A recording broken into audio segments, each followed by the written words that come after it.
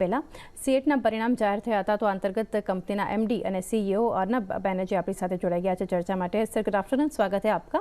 और शुरुआत करेंगे सर Q3 में जो वॉल्यूम ग्रोथ हम देख रहे हैं ऑफ 7% YOY बेसिस पर, तो कॉम्पिटिटिव इंटेंसिटी जो अभी बढ़ रही है, तो आगे डबल डिजिट कब तक देख सकते हैं इन Q4?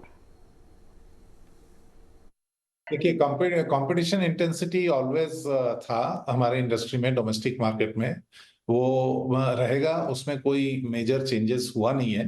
हमारा Q3 का जो वॉल्यूम ग्रोथ है वो डबल डिजिट में ऑलरेडी है। Q3 ऑन Q3 YOY हमारा 12.5% का वॉल्यूम ग्रोथ है, जिसमें एक्सपोर्ट का 25% ग्रोथ है, रिप्लेसमेंट भी अच्छा खासा 11.5-12% ग्रोथ है, वही में थोड़ा कम है। सो हम उम्मीद करते हैं कि Q4 और आगे जाके हम ये ग्रोथ रेट मेंटेन कर पाएंगे। जी definitely sir, export volume growth 10% पर देख रहे हैं ऑन YOY बेसिस Q3 पर, स्पेशली एशिया अफ्रीका की बात करें और यूरोप मार्केट में भी एक यहाँ से ट्रेंड सेटअप हम देख रहे हैं, तो इसके ऊपर आप कैसा व्यू रखेंगे? हेडविंड्स है उधर वहां पे। ओवरऑल वॉल्यूम ग्रोथ एक्सपोर्ट में मैं थोड़ा करेक्ट करना चाहूंगा। Q3 on Q3 last year 25% है, 25%, सो प्रेटी हेल्दी है।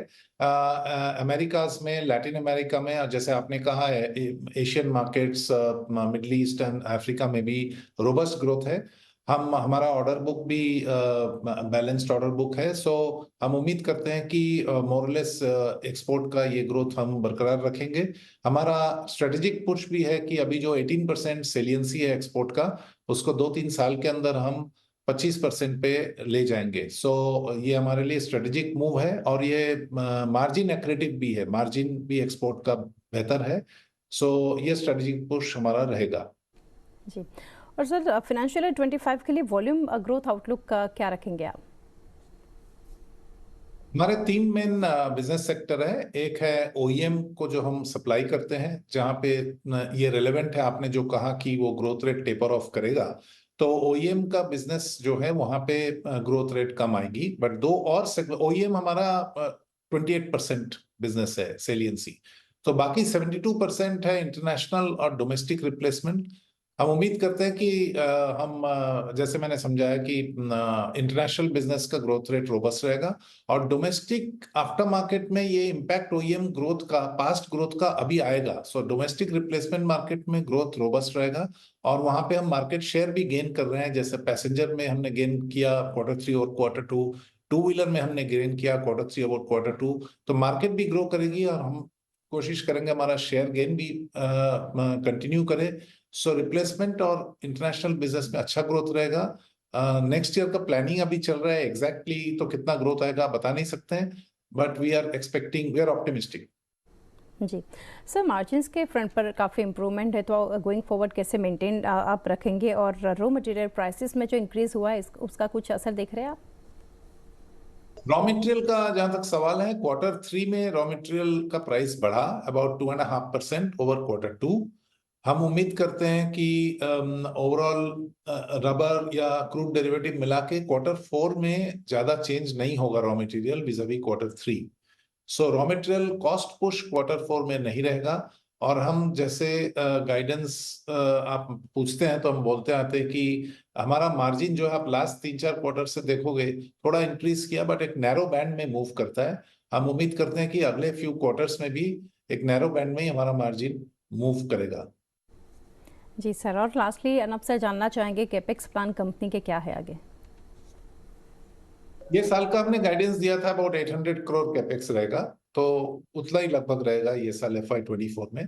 FY25 की प्लानिंग चल रही है, पर हमने ये भी कहा था कि हम बंचिंग ऑफ कैपेक्स होने नहीं देंगे, जो इन द पास्ट हो चुका था एक आध बार। सो एवरी ईयर हमारे इंडस्ट्री में, क्योंकि एसेट टर्नओवर रेशियो लो है, सो टू ग्रो बाई 10-15% हमको रेगुलरली एक सर्टेन साइज का कैपेक्स करना पड़ेगा। उतना कैपेक्स हम डेफिनेटली प्लान करेंगे FY25 के लिए। जी अर्नब सर, शुक्रिया हमारे साथ जुड़ने के लिए। काफ़ी डिटेल्स आपने शेयर की and best wishes for coming quarters. Thank you sir. તો સીએટના મેનેજમેન્ટ સાથે આપણે પરિણામ અંતર્ગત ચર્ચા કરીએ અને કાઉન્ટર પર નજર કરીએ તો જે રીતે અત્યારે લગભગ 2% આસપાસનું એક દબાણ જોઈ રહ્યા છે। અવની એક વ્યૂ લઈ લઈએ તમારી પાસેથી સીએટ પર।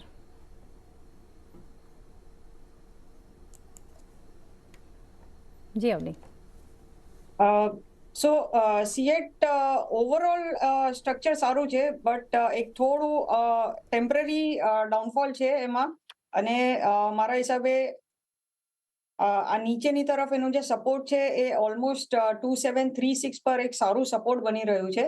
તો ત્યાર સુધી આવે તો એમાં આપણે ફ્રેશ ખરીદારી કરી શકીએ છીએ. અને ઉપરની તરફ એનું ટાર્ગેટ રહેશે 3000 સુધીનું. બટ આમાં તમારે થોડો જે ટાઈમ ફ્રેમ છે લગભગ મહિનાથી સવા મહિના સુધીનો આપવો પડશે. ઓકે, 1 થી સવા મહિના માટેનો એક વ્યૂ 3000 સુધીના લેવલ્સ આપણને સીએટ બતાવી શકે છે. એ સાથે જ સમય થયો છે હાલ હવે એક બ્રેક લઈએ. બ્રેક બાદ ચર્ચા કરીશું ઓપ્શન એક્સચેન્જ પર.